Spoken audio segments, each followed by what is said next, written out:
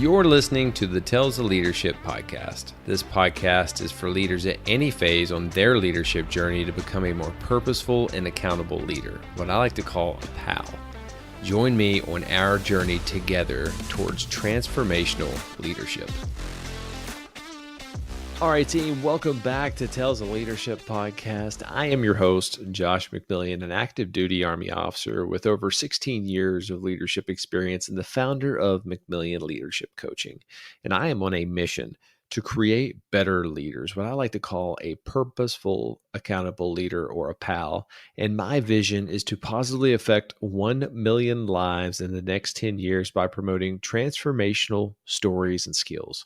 On today's episode, I'm going to be interviewing Ivy Marsh. Ivy played college football at the University of Northern Alabama. He then transitioned into the United States Air Force, working in the security forces. He spent most of his military career in Central Africa fighting the war on drugs. And after exiting the military, he worked in the municipal police office, did undercover work, and was on the SWAT team. Ivy has a diverse background that allows him to see the struggles that men go through from childhood trauma all the way up to PTSD. In 2010, he founded Becoming Man, a men's movement focused on restoring biblical masculinity. His passion is to equip men with the tools to be healthier men, better husbands, and better fathers. In 2013, he founded the Warrior Evolution, a 75-hour personal development course for men. In addition to that, he also runs a thriving church with campuses in both the U.S. and South Africa. Let's go ahead and bring on Ivy. Ivy, welcome to Tales of Leadership. It has been a long day. How are you doing, man? I've been doing great. I would agree. It has been a long day, bro. Yeah. It's that's the struggle, I think, of being, well, at least you're crazy. You have a crazy story, and I'm really excited to get into that. But being a active duty military officer, I just got off work around 6 o'clock and then rushed to come in. So, but to me, it's not busy work because I love what I do. This is part of like my purpose of trying to help build better leaders and kind of be the light for people.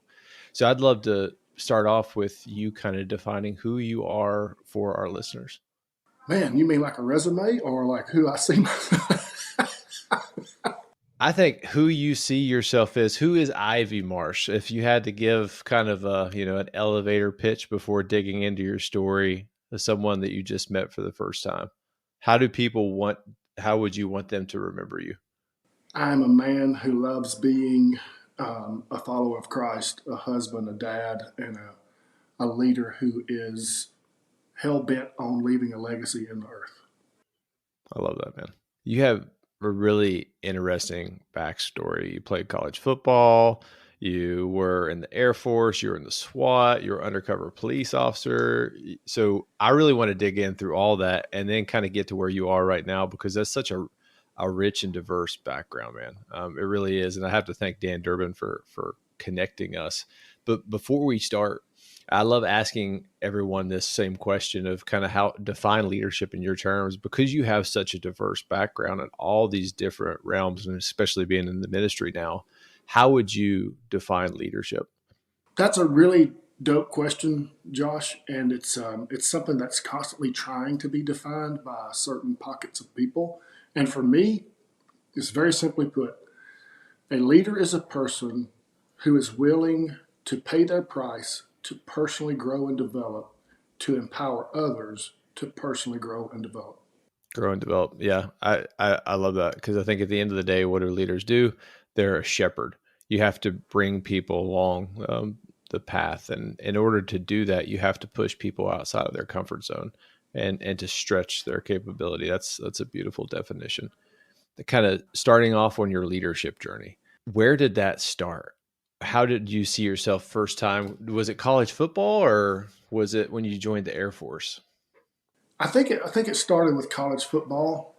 I played for a coach who is local to where we are right now, and he went on to lead the team to win 3 national championships in a row. And Coach Wallace was an unapologetic, not only an unapologetic man's man, and what I mean by that, he was very strong. He was a leader. He had high standards, and the expectation was that no matter who you were on the team, you would meet those standards. and he had very little patience for people who were not willing to pay the price to achieve the end goal. And so I looked at him early on when I began to play college ball as like, okay, I can follow him because he has a standard and he plays fair by holding everybody to that same standard. But I was never really placed in a leadership position verbally on a college team. I only got to play 2 years. I say got to play. It was my choice. I stepped out and then went and joined the military. But Coach Wallace's example of hard-pressed leadership stayed with me. And so then when I got in the military, I quickly picked up on the guys who understood the standard, was willing to hold the standard themselves while simultaneously exuding the expectation that everybody else would too. What turned me off from certain leaders that I interacted with in the military was ones who wouldn't hold the standard or that played favorites, so to speak. Hey, I got this guy, I'm gonna let him off, but on this guy, I'm gonna really hold him to the standard. I still see that today, man. Especially in the military, and that is one of the most frustrating things with me is because part of my house of leadership, and I bet to say the yours is too. One of the pillars in that is accountability, and I see that there's an indisputable rule of leadership, the rule of accountability, and the bar that you set and that you hold yourself to should be the same that you hold everyone on the team to. And accountability is not necessarily a bad thing because you have to demand action from people, but you're also, when they do mess up, teaching them how to prevent that from happening again. You have to hold people accountable or we never grow as an organization. So I share that exact same sentiment with you. It is super frustrating when a leader tells you something, holds you to a standard, and then does it totally opposite. And I see it more than ever now in kind of the realm that I'm in right now is the acquisition career path, because I'm working directly with civilians and military officers. And there is a clear distinction between military and civilians of how they're interacted between each other. But then if you break down the civilians between civilian and government contractors, there's even more of a distinction between that. And there's this whole political aspect that just boggles my mind because at the end of the day, we're all on the same team and we have to have that mindset. Well, I think if one of my mentors told me, he was like, always give people something to respect and God something to work with, and you'll win every time. And so you want to strive to create what I know as, and we talk about among some of my peers, as followable excellence. So I have to be willing to push myself to the limit, so to speak, to honestly, in some ways, if I've created a standard on my team, then in some ways I'm not only meeting that standard, but I'm striving to live just above the standard to show people what's possible. I'm not holding you to what I'm holding myself to. There's a standard. And just so everybody understands the term standard, standard means minimum. It's the minimum requirement. That's what a standard is. And so I'm not even asking you to go above and beyond. I'm asking you to meet the minimum requirement required to operate at this level on this team, accomplish this vision. But I, as the leader, need to hold myself to whatever I believe I should be attaining and create that followable excellence that people look at and go, oh man, okay, I can follow him. He's respectable and he's giving the universe, so to speak, something to work with. And things seem to fall just kind of in place when he's calling the shots. Not perfection, not that you don't make mistakes. Every leader makes a mistake. And when you do, you need to take the blame, even if your team is the perpetuator of said mistakes. You need to take a large portion of that blame. And when your team wins, you need to celebrate all of the team members that made that come through. But at the same time, they understand when they look to you, there's safety there because of the standards you're holding. That is a great example. And I think how you define, setting the standard, because we always talk about that, you're setting the bar. The bar is the minimum. If you meet that, congratulations, you have done the bare minimum to succeed at your job. But we want you to be above the bar. And I think in the military, and you can probably resonate with this, especially in the infantry and combat arms, we always hold ourselves to a standard higher than normal military units. Our standard when I was a rifle company commander is you're not succeeding unless you get a 290 or before they change it to the ACFT or a 300 on your APFT. You're not meeting the standard unless you do that. And me as a commander, I looked at it as a personal failure if I did not get a 300 on my APFT, because that was the standard that I held myself to. I didn't hold my men and the women that I led to that same standard, because it was my standard. Mine was the minimum. This is where I need to be to inspire the men and women that I'm going to ask to do dangerous things to dangerous people. And I love how you broke that down. Walk me through, after playing college football, what drove you into joining the Air Force? Man, I wish I could say it was like patriotism, serve my country, but I met a beautiful woman, which I've now been married to for 29 years, and I had stopped playing college ball, and I was chasing the rodeo circuit around the Southeast, and I met her, and I thought, man, I have to do something with my life, and I was unsure of what I wanted to do, but I kind of knew I wanted to be in law enforcement at some point. And I talked to a couple of friends of mine who had just come out of the military, and one guy was like, "Do not join the Marines; you'll never see her." Another guy was like, "Don't join the Army; their housing sucks." And they were like, "Join the Air Force." And I was like, "Okay, I'll join the Air Force." And then I went into security forces, and I wound up hanging out with the Army for 4 years. So, yep, that's what I was going to say. Like, looking at your background, joke's on you, man. Oh, that's hilarious, dude. Yeah, I think that same way when I started off is I wanted to chase the hardest thing possible. So I had a totally different mindset. When I was in college, I was like, okay, the Air Force, it would probably be a good life, but I wanted to test. I wanted to test myself because I was young, full of vigor. The Marine Corps and the Army. And the reason I did not go into the Marine Corps, because they didn't have Rangers, special forces, all those super sexy things, jumping out of planes. And I was like, well, the Army sold me. As soon as I saw those like Ranger commercials, I was like, yeah, I want to be an Army Ranger, and I'm going to do everything I can to try to pursue that. That's an interesting story, brother. When you got into the Air Force, what were some of the struggles that you had to do to assimilate, especially kind of moving from, a college athlete, newly married, and then transitioning into, the unknown? Well, obviously, Air Force basic training is not that difficult. And coming from a head coach who was pursuing a 3-time national championship, you can imagine that regiment living in the dorms and what we had to do was pretty tough. And so when I arrived at basic, I was like, this is not that bad. I think AIT, going to school, staying there at Lackland, and then flying up to New Jersey for infantry training, I think that was when I was like, okay, this is the real deal. So we got to up to New Jersey. There was a Ranger unit that was being disciplined by making them run our Air Force infantry school. So they were just pissed for 6 weeks. Oh, wow. I could just imagine. Boy, it was they kept the hot water cut off the showers the entire time we were there. They'd wake us up at weird hours. Like everybody was like, you go up to Fort Dix, New Jersey, it's not that bad. And I was like, well, I don't know where you guys went, but those guys were pissed, dude. So it was fine. Integrating was cool.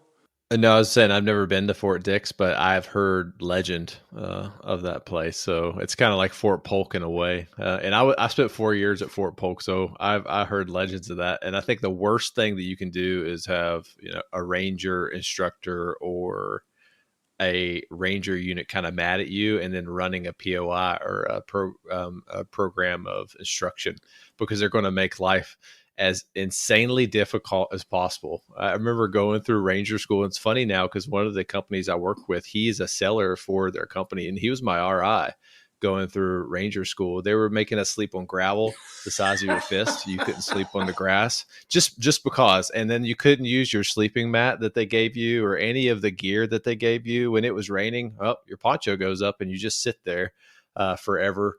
There's a book. It's called The Platoon Leader, and it was required reading when we first joined. And it opens up with this lieutenant who has spent 60 days in Vietnam, and the average lifespan at that time was, I think, like 17 days or something crazy like that. And he was having a nightmare, but it was him in Ranger School, and it was so vivid that he thought he was back in Ranger School, and he woke up and he's like, "Oh, thank God!" But he was in Vietnam. It's like, what? No. That's cool. Once we got in on base and integrated, and she came with me down to Central South America, and I spent a lot of time running around just doing things, flatline security, and having the chance to go down to guard Air Force radar detachments to track drug planes and just be going in and out all the time. So that was a little bit difficult on her, more so than me, because I was so busy. But then, once we left Panama is where we were, and then I got shipped up to Wyoming. We kind of settled into a fairly normal lifestyle. We didn't really know what marriage was like. I was not a very good husband leader or family leader. I tried to provide, but that was my primary focus, and didn't understand all the other ins and outs. So it just took us a while to adjust to married life, period. I don't know how. Obviously, the military made it more difficult, but it would have probably been even more difficult if I was working at a factory for 12 hours a day and in Redneck, Alabama, dealing with all that culture throws at you as well. I get the reason behind that would be probably not having that camaraderie or that deep sense of fulfillment or purpose, kind of just going to a factory and going in, day out. And I resonate too with that. Ivy, when I first joined, I deployed immediately to Afghanistan within a month of being newly married. And that's a whole other story for a whole other time. But that was a struggle. And I think the areas that we have to be harmonious in is work, family, and self. And joining the Air Force, kind of going through that, especially a lot of tours to South America. How frequent were those tours? They were volunteer basis, so you could go every single month. You could go every quarter. It was totally up to you. And so I would go as often as my marriage could tolerate. Okay. And then when you transitioned out of how long were you in the Air Force before you transitioned into civilian law enforcement? Just over 5 years. Wow. Okay. Walk me through that when you made the decision to get out of the Air Force and to go into civilian law enforcement. I was actually going to transfer from security forces to like a medic or something. And they had locked down security forces and were hurting for personnel. So they didn't want anybody to transfer. And so my other option was to get out because my wife was beginning to dislike the job a lot. And so I called back to the home area and started looking for police forces that were hiring. And they had that, at the time, they had some kind of like initiative called Troops to Cops or something like that. I don't think they paid my salary or anything, but it was basically, if you're somebody who's, getting out of the military, wants to become a police officer, you're pretty much a guaranteed hire. It's kind of the way it was. And so I came into town, did my interview, and just so happened the police chief at my first police job was a retired Army colonel. And so he was. Oh, wow. Yeah, he was. It's the Army. The Army keeps getting you. I know. I should have just joined. So did that. And, man, he was. Have two leaders that I would say out of all the ones I've ever worked for. Chief Vest, the first police chief I ever worked for, and then who now is known as Sheriff Ron Puckett, are the two leaders that are instrumental in pivoting my life to pursue better leadership, because I was so impressed by how they handled themselves, how they handled the public, and how they led the men and women of their department. They are above the bar for sure. I love that. And, I don't think I've ever really asked this question with anyone on here, but I think it's a powerful wisdom, is because we emulate a lot of the best practices from great leaders, and we avoid a lot of the practices that we've had from negative leaders. With those two leaders that you've had, what were the characteristics or traits that made them an exceptional leader in your eyes? Chief Vest, again, standard will always come up with me because standard's a big deal. Chief Vest and his expectation. And man, his office was just clean and put together and organized, and everything that he did had purpose behind it. And so, but his expectation was his department would be run the same way. And then Sheriff Ron Puckett, who is our sheriff in the county that we're in today, his relatability and his integrity is unmatched by anybody I've ever met. When he ran for sheriff, when you run for political office, everybody's like, oh my gosh, what's going to come out? And I was like, listen, of anybody, I can tell you, they can turn every rock they want to. They'll never find dirt on Ron Puckett because he lives his life in a way above reproach. And he's just a powerful relational leader. Like when you're talking to him, you think you're the only person on the planet. Wow. I think that is one of the key characteristics that I've noticed is leaders that have a superhuman ability to tap into the individual that they're talking to and drown out all other distractions and be laser focused. And I think it comes down to their ability to actively listen. Because when you actively listen to someone, you're giving them their full attention. You're picking up on emotional cues. You're picking up on tones of voice changes, physical characteristics, and you're listening to them, because when you can do that, you can tap into trust. You can tap into building more authentic relationships. You can tap into the empathy part of it. And a lot of people that, at least I've seen, poor leaders, they try to rush conversations or they try to rush interactions with people because they want to move to the next thing, because there's always other things to do. And as a leader, we can get distracted by that because there's always another tasker. Like today, I literally left work at 6:00 and I got another tasker about something that I had to do. I was like, I'm done. I'm not reading any more freaking emails today. But I wrote that down. 3 characteristics: setting the standard, accountability, relatability, and integrity. And that reminds me of some of my core values. I call it RAD: routine, accountability, and discipline.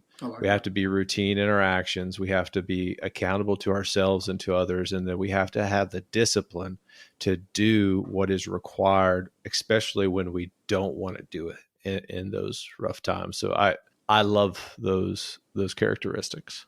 So kind of walking through police officer time, when did you transition into SWAT and undercover work? God, that's been so many years ago. What drove you, I guess, to do that? My background from the military. They didn't. One town over had a SWAT team, and we had, whenever something was happening, we had to call them in. And so some guys got together and was like, hey, we want to make a SWAT team. And I think they actually made us call it Special Response Team. The city was all weirded out about, special weapons and tactics. So can you name it friendlier than that? So I think it was actually called SRT, but it's SWAT's what it was. And there were a bunch of guys that were, that department size. You had to work patrol and SWAT at the same time. You couldn't just be, hey, we're just going to train all day and serve warrants. And so I had made friends with some of them, and I think one of them was prior military. And I'd always been interested because I had been on a similar team in the military.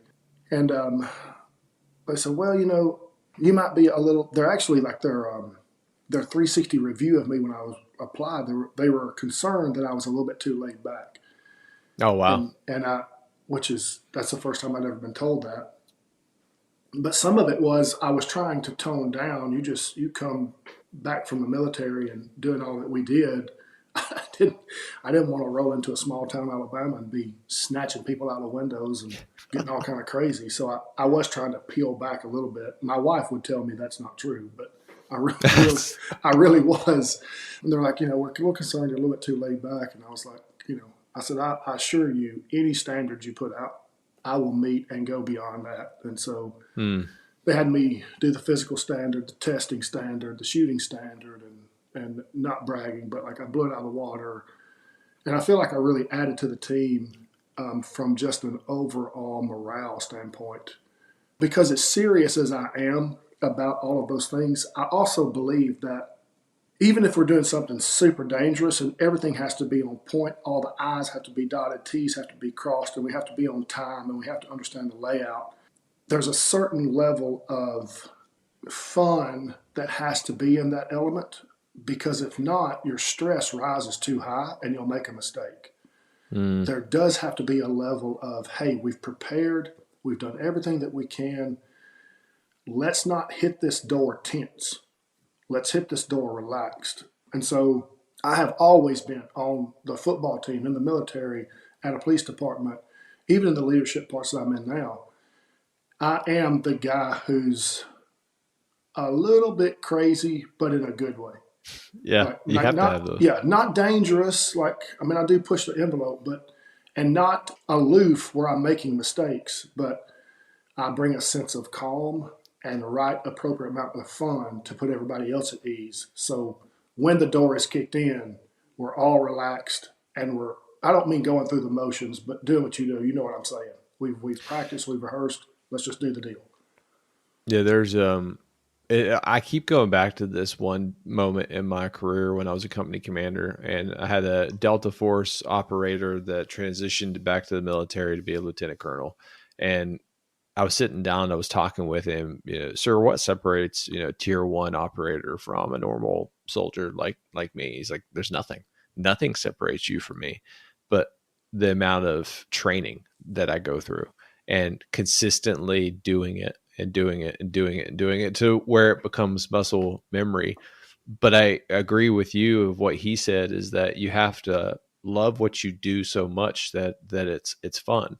Because the moment that it's no longer fun, I think from my standpoint, that's when complacency sets Mm-hmm. in.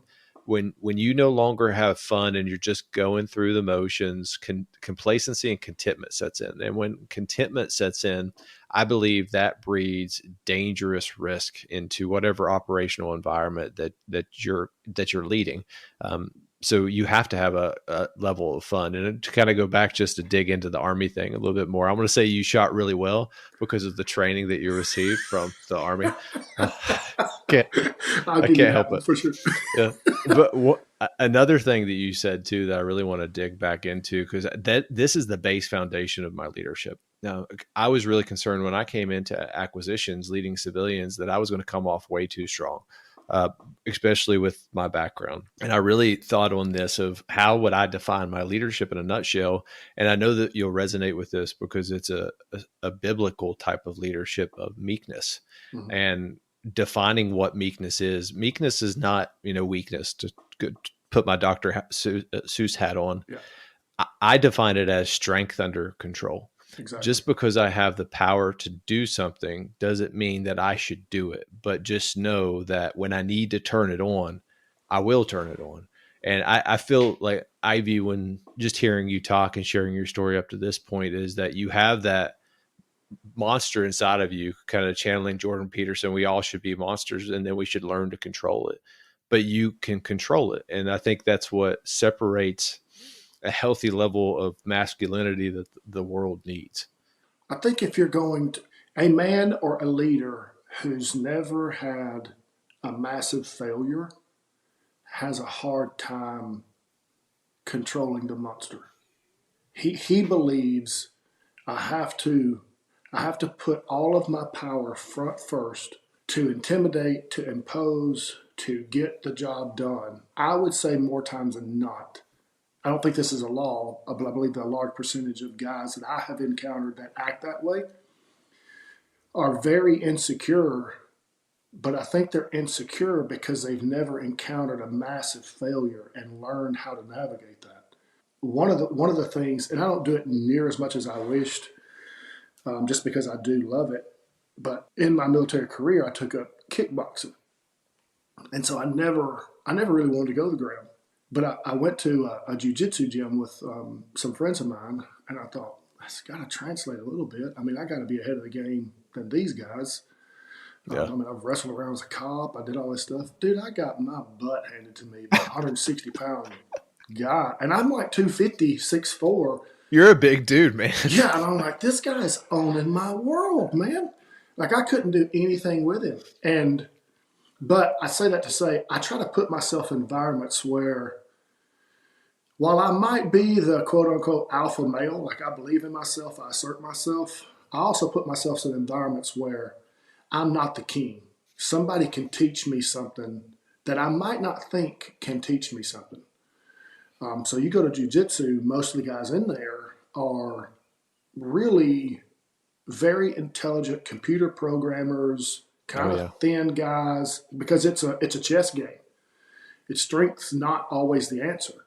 I put myself in those environments, but I have been putting myself in those environments for a long time. And so I have learned to utilize meekness because strength, power, and assertiveness, while they are good, completely out of control, damages yourself and everybody around you. You have such a diverse history, man, and I want to kind of get to where you are right now because that's even more incredible, I think, than kind of your leadership journey up to this point. But me kind of knowing you and reading your background, I think your spark happened when you decided to leave law enforcement and then kind of go into ministry, that of where you discovered your purpose. Could you walk me through that moment of when you were called into ministry, leaving this career of, the Air Force, training up to be a police officer? I would say, how long was that you were in law enforcement before you transitioned into ministry? 6 years. Okay. So coming around to my 7-year mark, I transferred from one PD to another. And I don't know about other people's journey, but if I was to look at my overall journey, I have a series of failures that pivoted me to the next season. I love it. Like I'm super hard-headed and driven, and I would have been a police officer potentially forever because that was my plan. And I was following Jesus at the time. My marriage was going well. And so we got a call one night, and the call went bad. We wound up getting in a pretty good fight with weapons and knives and all that stuff. And so we were suspended upon investigation for excessive use of force. And the way it went down in my mind, I'm sure if I went back and was in that moment now at 50 years old after leading a bunch of people, I would understand it better. But in my mind, it was almost like, so I'm guilty until proven innocent. Like you're gonna set me aside, and there's no discussion what happened, how it went down. And so it kind of, coming from the military where it's not perfect, but there's some pretty strong camaraderie. And the PD I had been with before, man, everybody had each other's back, and this just put a bad taste in my mouth. Simultaneously, I was bivocationally a youth pastor, and so we were entertaining the idea of what full-time ministry could look like, would look like. And so this suspension gave me like a week or so to just pour into the ministry world and nothing else. And a job came opening to frame houses and stay with a bivocational. I just told my wife, I said, you know what? The system's broken. I put a lot of the same people in jail. If you miss one thing, which is on us, but if you miss one thing, the lawyers can get you out. I said, I appreciate what law enforcement do. I love my brothers in blue. I still consider them brothers, but if we're going to change the world, we've got to get serious about the gospel, and we've got to get serious about equipping men. And so I drove up there and turned my badge and my gun in and said, I appreciate the opportunity, but I'm going to go a different route. And they were respectful. There was no hard feelings. And that started our ministry journey that got us to where we are today, where I am pastoring a church.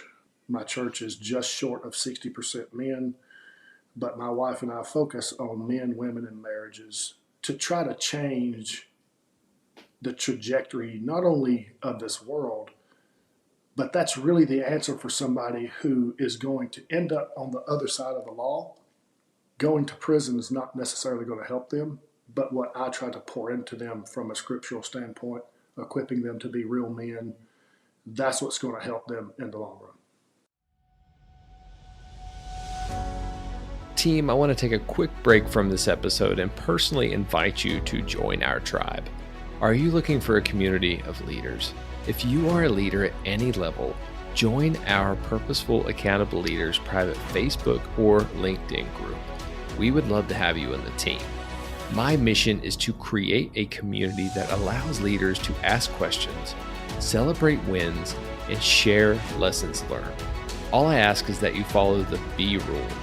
Be respectful, be humble, be present, and add value to the community.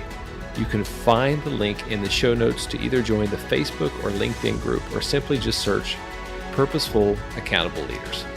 Back to the podcast. There's a quote that I was looking for, because it kind of reminded me of is that you're bringing salt into the earth. When we discover our purpose,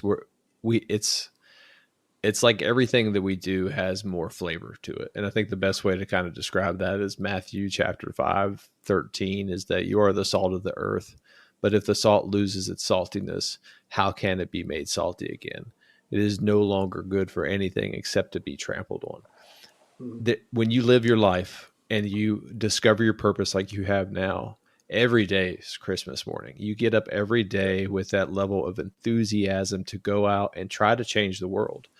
Or you can go through the motions of how you were going to stay in law enforcement and just be content with life. And it kind of goes back to what we talked about. When we're content with life, that's when danger, that's when darkness, that's when the enemy's going to get a vote, and they're going to try and find weakness within and fill that gap. I love that. I do. What were some of the most impactful lessons that you've been able to correlate up to this point in your career before you really jumped into ministry full time and the Becoming Church? Because that's where I want to take it next. Kind of bringing everything together, your football, your Air Force time, your police time into ministry. What was the one theme, the one leadership characteristic that translated between all of those? The one super important characteristic that was evident there in certain leaders, but not necessarily in certain environments, that I would get through all of those and realize, okay, I'm going to take tools from every leadership funnel I've been in, from every leader I've been around, and I'm going to try to be the best that I am. But what's the one thing that's typically not or was not in many of those environments?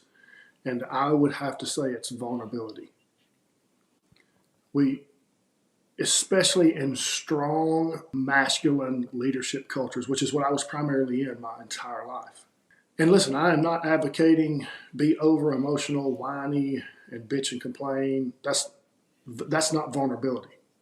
That's excusing yourself from opportunities.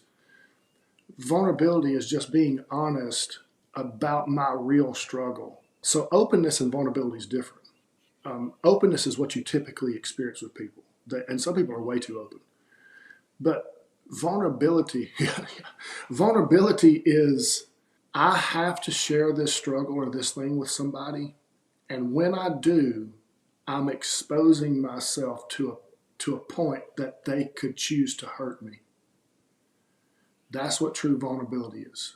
It's in those moments when you feel desperately unqualified and you're scared to make these decisions, that you have someone in your corner that you can talk about that with, to bring clarity to what are the lies you're listening to and what's the truth. And most of the time there's a balance between those that you can't see for yourself, and you have to be vulnerable with somebody. And so when we decided to, hey, we're going to launch the church, we're going to do this men's ministry, we're going to do all this stuff, my wife and I, decided to make authenticity and vulnerability a massive part of who we were. Not what we did, but this is who we are. And freed myself up to share my failures, my struggles, where I blew it, where I could have done better. And also it creates space to share victories in a way that doesn't sound like you're tooting your own horn. Vulnerability, from the standpoint of being in an alpha-led world most of my career, is the one trait that I never saw enough of. But the leaders that did have that trait were extraordinary. So ordinary leaders, there's a lot of them in the military. There's a lot of really good leaders, but John Maxwell always said, "What's the difference between ordinary and extraordinary? It's extra, that little bit extra." And vulnerability to me is being able to be truly authentic and communicate with no agenda, but just you and the other individual. And I love how you define that to the point of where they could use what you tell them to hurt you. And I never thought of it kind of defining it like that, but that is a great way to define it. Kind of walk me through, what is the church that you run right now, becoming? Becoming Church is man. We are just a faith family that is extremely focused on building kingdom men, women, and families. And kind of if you were to hang around me or anybody connected to the house, you would pick up on very quickly that we have very little interest in perpetuating white picket fence American Christianity. I don't believe in it. I think it's a false gospel. I think it's non-scriptural. I don't have a problem with the American dream. I still actually believe America is the greatest country on the planet. We're doing the best we can to make it feel like it's not sometimes, but it still is. If given the opportunity, I would. If I was called up, I'd reenlist, and I'd die for my country and I'd die for my family. But our church is a place where we want to help you see the scriptures from a kingdom perspective, because we do have a king, and it is all about his kingdom.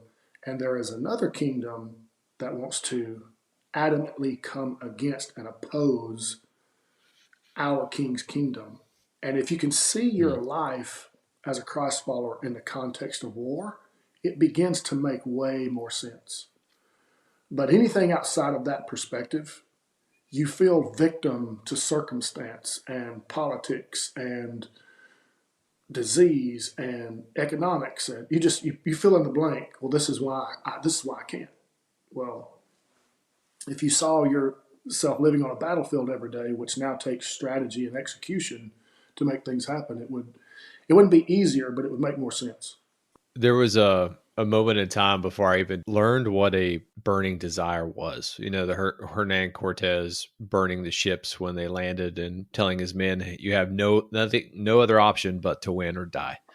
When I was doing an air assault in Afghanistan and the bird dropped us off, and soon as we hit the ground, we landed in a complex ambush. And luckily, it wasn't an ambush on us. It was that we surprised a high value target because the pilots dropped us off 2 clicks in the wrong direction. Very mad at them for that. And then when we landed, straight into a firefight.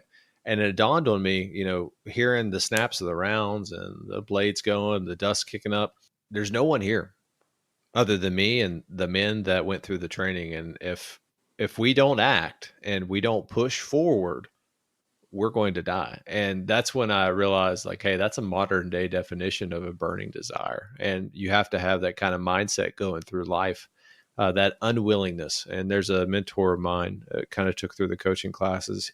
He talks about a key characteristic in leadership as being unreasonable. And I think leaders nowadays they need to be more unreasonable, stand up for what they truly believe in, and give a damn. So you talk about your church. What is becoming man? So it's all under this guise of becoming. So it's becoming church, becoming man, becoming woman. That's my wife's, and becoming one. That's our marriage thing. And so we use the word becoming because you're constantly striving to become the next better version of yourself. There's never an arrival. There's never oh, I can coast. I can relax. You're always pursuing. And the Bible invites us to grow, glory upon glory upon glory, to become more like Christ every day.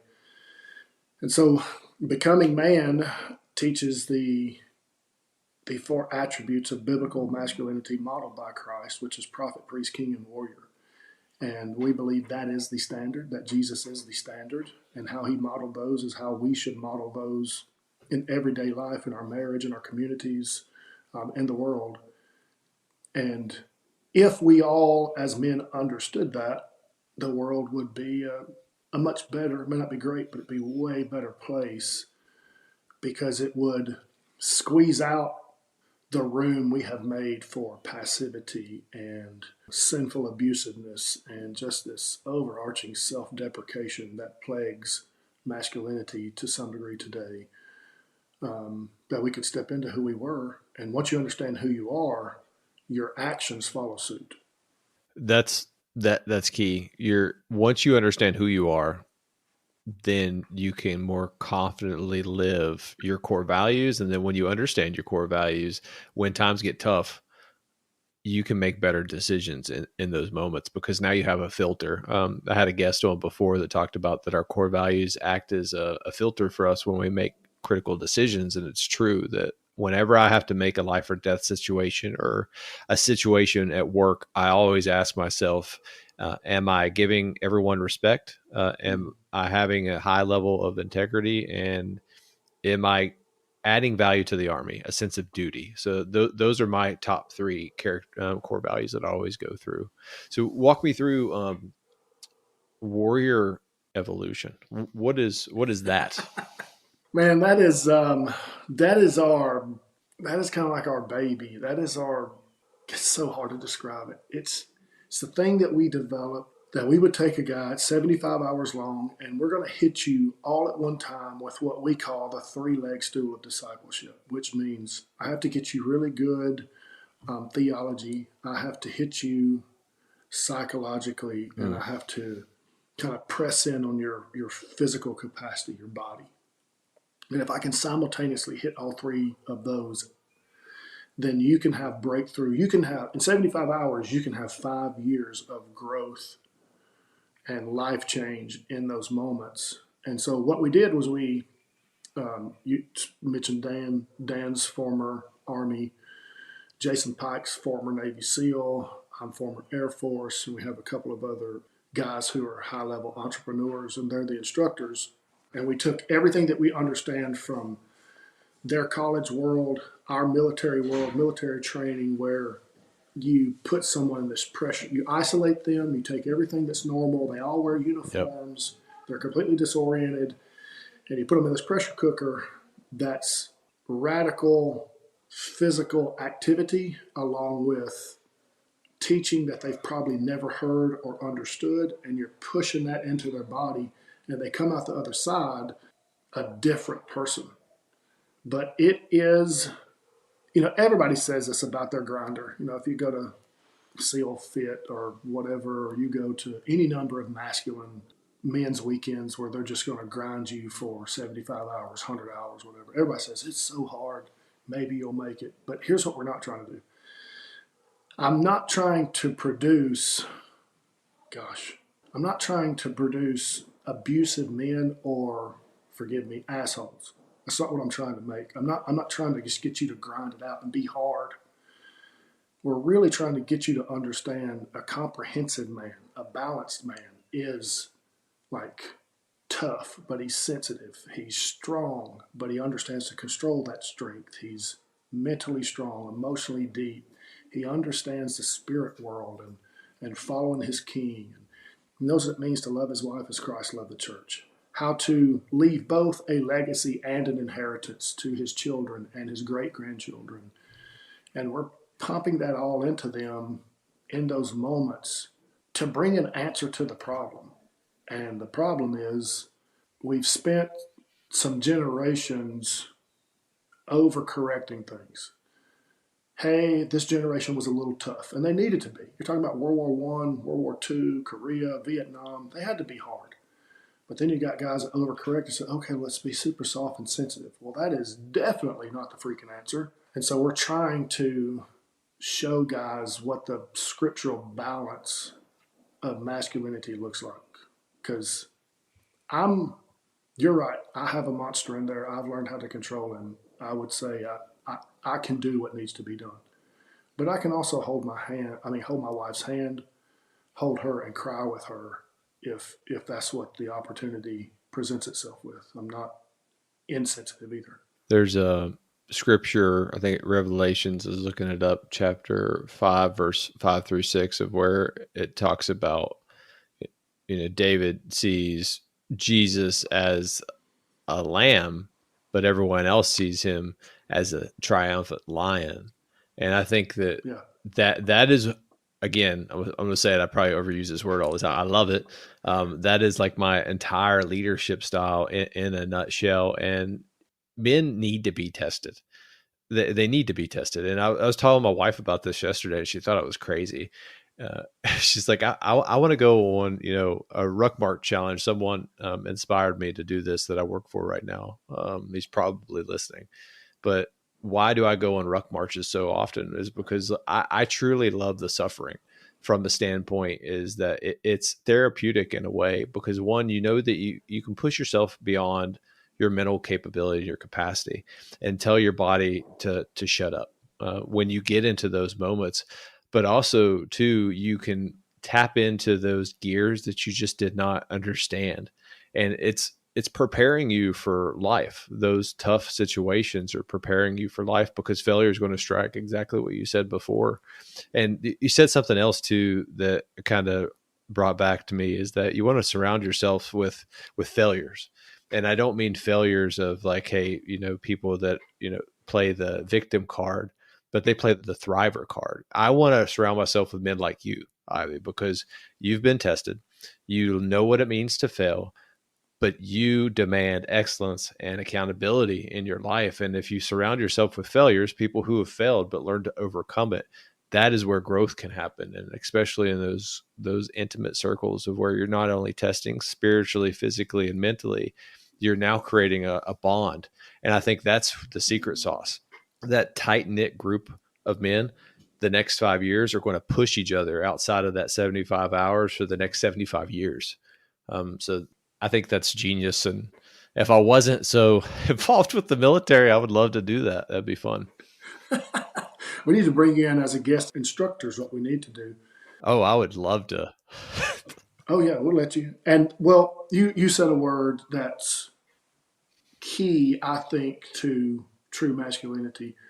Suffering is the incubator to true masculinity. Hmm. Without suffering, there can't be a true man. I think it's impossible. And the balance is the man can't suffer just to suffer. He has to be able to embrace that suffering and cause it to be good for him, to learn in it, to adapt, to overcome, to all of those things. And if you can do that, then you will be successful. Yeah, suffer for a reason. And I go back to Ranger School because it was just a suck fest. It was just a 90-day suck fest. And I was going through this obstacle course, and I was feeling so sorry for myself. We just did a 12-mile ruck march, and we got smoked before that. We had no sleep. We just did a 5 to 6 mile land navigation course. We just did the Derby obstacle course, and now we're doing this other obstacle course after doing another 12-mile ruck march out to this training site. And I'm sitting there, I'm doing iron mics or lunges, and we're getting ready to jump over this 8-foot obstacle. And I'm just sitting there, like, just feeling sorry for myself, going through the motions. And the RI looks at me and he's like, think about all the men that came before you in this school, men that have given their lives in combat so you can have the freedom. And what are you doing with it? You're sitting there with your head down and you're feeling sorry for yourself. And man, dude, that he's like, he's right. I never thought of it like that. I was thinking of it from the perspective of me. I'm feeling sorry for me, not from what I could do with the gift that you're trying to give me and what others have done with the gift that you have given them. I love that, man. So think of like next 5 to 10 years. Where do you want to take this? Because I love your mission. I really do. And it's something that the world needs, especially America needs right now. We just, about a year ago, we purchased 70 acres. It's called Legacy Ranch. We live on it right now. We finished 6 months ago the Center for Becoming Man. It is where guys come and stay to learn what it means to be masculine. Warrior Evolution comes here and they stay. We have a pretty good firing range that's capable of taking a 50 cal round down on the bottom side. We will be building a few more facilities out here, a sawmill. We're going to build another barn. And so we're building this facility up. to house the next forever that we're doing this. And I have two sons, my oldest son, Garrett, and my middle son, Joshua, and my daughter's Ella. And they are all slated to take over various parts of the ministry in the next 5 years. Joshua's probably the best, right? He's pretty good. Just because his name. It's his name. Yeah. Yeah. Joshua's going to take over the church, and Garrett's going to take over the men's side. And Ella's looking at taking over the women's side and what that looks like for her. And so that's a legacy. So the legacy is poured into, inheritance is handed down. Legacy is a way of thinking, a mode of operation, a philosophy of life, a way of life. And so my wife and I have been spending time to pour legacy into our children and to think a certain way and to have a certain outlook. The inheritance is the property and, money and all that stuff. And honestly, inheritance is super easy. I can leave you $1 million if I want to.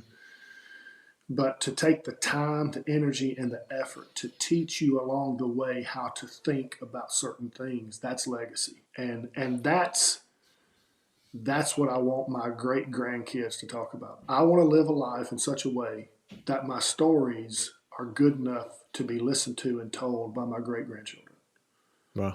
I want to make that kind of impact where it's not, my great granddaddy Ivy, I don't really know what he did. No, I want them to know what I built. I want them to know what I passed down. I want them to know what I left them. I want them to know who I was, because that legacy of thinking has made it all the way to them.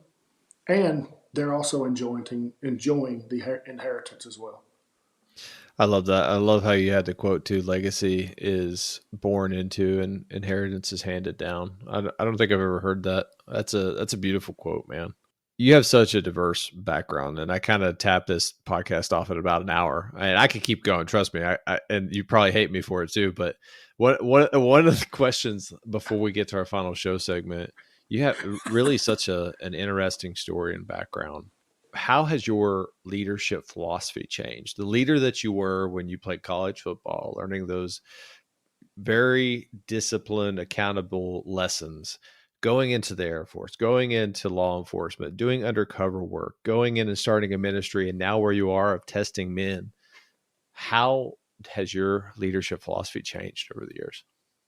I'm going to say two things. It's probably more than two things. I'm like you. I could talk about leadership and influence and legacy for 3 hours. I used to believe, I think pretty strongly, that the people who were around me needed to learn to adjust to my leadership.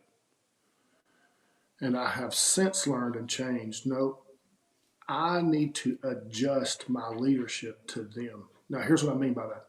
I have to know who I'm talking to, the personality, their apology language, love language, their Kindle Life language profile, all the tools that we have at our disposal as leaders. I need to have a personnel file that I can access at any time when I get ready to have a meeting, so I know how to communicate to the person, that they can hear me clearly and not expect them to be able to cipher through me. The next thing would probably be, and it's not that I didn't always tell the truth, but I think any leader worth their salt and enough failures has held back certain truths in fear they would hurt the person, or told a half-truth, or said it in a way that it wasn't very clear, the truth is you're trying to manipulate the outcome. You're insecure, you're scared, so let me manipulate the outcome where everybody gets to save face. And what I have learned and what I teach now is, man, look, tell the cold, hard truth no matter the consequences. Because I think people are afraid of consequences, and we assume consequences only come when wrong or error is made. And that is not true. Consequences happen even when you're doing good. And so I think a leader has to be okay with consequences, period. So, man, look, are you going to hurt somebody's feelings? Yep, you sure are. It doesn't matter how well you communicate it. When you tell somebody the truth, that's hard to hear. But tell the cold, hard truth no matter the consequences. And you will sleep better. And in the long run, if someone leaves because you're truthful, that is a positive subtraction on your team. Boom. Mic drop. Yep. I love it, brother. It's time for our final show segment that I like to call the Killer Bees. These are the same 4 questions that I ask every guest on the Tales of Leadership podcast. Be brief, be brilliant, be present, and be gone. Question 1. What do you believe separates a good leader from an extraordinary leader? Vulnerability. So question 2. What is one resource that you can recommend to our listeners? Public library. Question 3. If you could give one piece of advice to your younger self, what would it be and why? Take yourself more seriously, but not too seriously. I missed opportunities because I tried too hard sometimes. And the final one, how can our listeners find you and how can they add value to you with your mission? Good. You can look me up on the gram at iv.marsh. You can look me up on my website, BCOMING.CHURCH. And if you want to add value, truthfully, follow me on Instagram and help me leverage influence to help men become real men. Ivy, this has been one of my favorite podcasts. I absolutely love it. Thank you so much for putting up with me for an hour and all the questions that I wanted to ask and then my Army puns. So I appreciate it, brother. Hey, man, thank you, Josh. And I'm sure you hear it all the time, but from somebody who has served, seriously, thank you for your service to our country and to your wife and your family. I love, honor, and appreciate you, sir. I appreciate it, brother. Have a great night. All right, team, it's time for After Action Review AAR. What are the top 3 takeaways you should have from Ivy? There was a lot of really rich conversation focused on leadership and his diverse background that he's had, but I kind of boiled it down to the top 3 takeaways. And the first one is setting the standard. Ivy did a really fantastic job of defining what that is. As a leader, as ourselves, of our families, of work and organizations, when we set a standard within that organization, it's not a mark of excellence. The standard that we set is what is accepted. Anything below that is below the standard of the organization, and anything above that is above the standard of the organization. But if you meet the standard, all you're doing is you're hitting the bare minimum. And as a leader, remember the first phase of leadership is self-leadership. We have to be above the bar. So instead of going into a organization into the mindset of setting a standard to just hit the bare minimum, flip that and set the standard of above the bar mindset versus setting the standard of where the bar lies. If you have above the bar mindset, you're going to create better performing team members and you're going to have better results. And that goes into accountability. When you set the standard and people don't meet that, you have to hold them accountable. And there is no different levels of accountability in your formation, in your team, in your personal life. You're held to the same standard that everyone else is held to.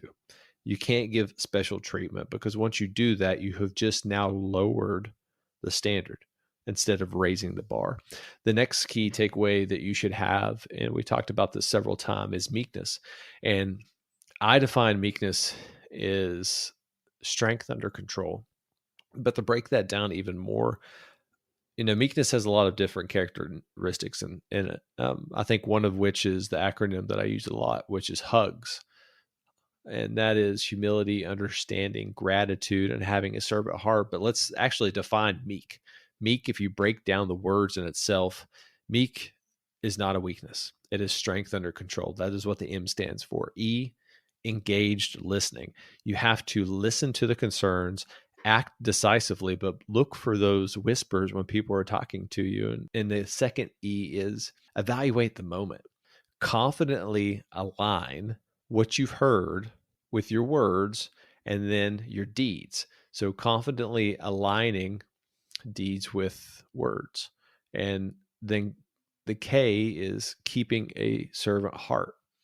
And in order to do that, to keep a servant heart, we have to keep our head and hearts aligned. And because if we don't have our head and hearts aligned, that's where we can begin to deviate from being a meek leader.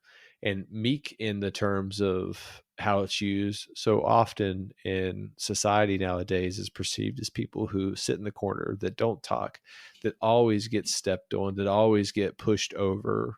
That is not meekness. Meekness is having the ability to influence others through power, through communication, but not having to tap into that unless it's called upon. Just because you have the power to do something does not mean it's the right thing to do. And that's what creates extraordinary leaders. That's what creates purposeful, accountable leaders, is their ability to have that strength, the confidence that they can do something, but the restraint to not act. That's what makes a great leader, being meek. And we need more of that, especially now. And then the final thing is being vulnerable. And it kind of goes back to what we just talked about with meekness, is when you're vulnerable with your organization, you're building relationships, true relationships, because a lot of times when I've met leaders, they create this wall, this third wall between them. I even know people who change their voices. There is a work voice of how they interact with their boss and their peers. And then there is the father, when they're home talking with their family. They're different voices. They are literally different people. You have to be the same person. There's no work Josh. There's no dad Josh. For me, I'm talking about myself right now. And Josh with myself, my personal self. Work, family, self is the same person. I am the same person in and out of my uniform, and I'm vulnerable in those situations. I will give people the uncomfortable truth, but I'll also tell them what I'm concerned about. I'll give them information, because when I do that, I'm helping build better relationships. You have to be vulnerable. So summing it up real quick is setting the bar, but being above the bar, having a meek style of leadership, and being vulnerable. Hey guys, if you like what you hear, do me a favor, subscribe, rate, and share this podcast. It would do me a huge favor in extending my mission and vision and being able to reach other people who are just starting out on their leadership journey. I'm your host, Josh McMillian, saying every day is a gift. Don't waste yours. I'll see you next time.